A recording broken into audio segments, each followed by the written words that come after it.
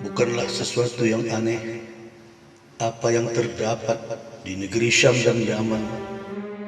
Namun sesuatu yang aneh itu adalah yang tersimpan di sebalik liang lahat dan kain kafan.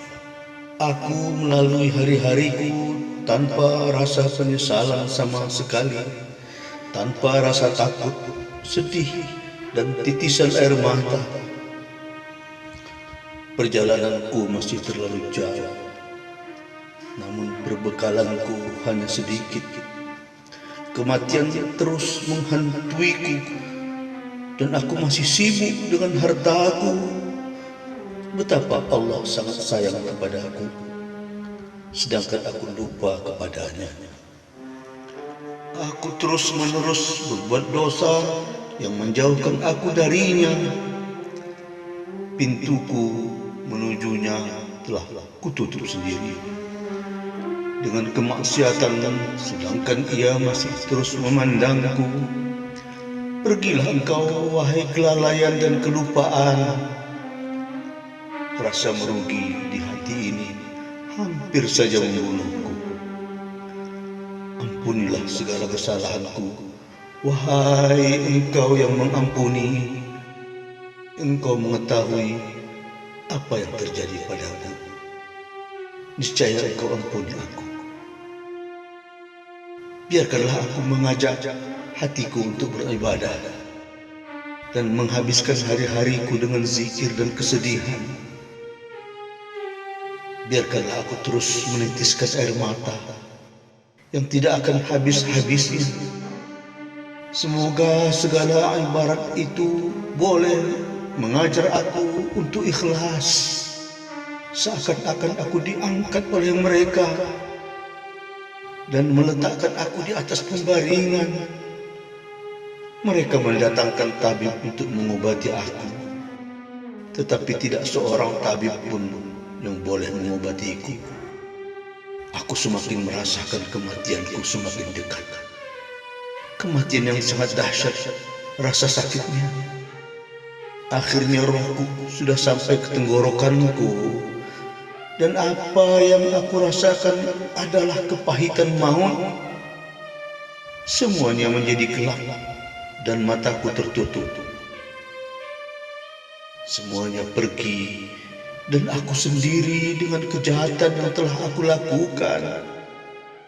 Orang-orang itu sedang bersiap-siap untuk memandikan jasadku, dan datanglah mereka untuk mulai menjurus tubuhku.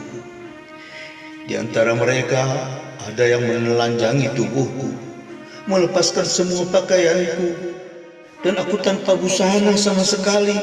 Aku terbaring tanpa ada daya sama sekali, dan titis demi titis air mata membasahi tubuhku.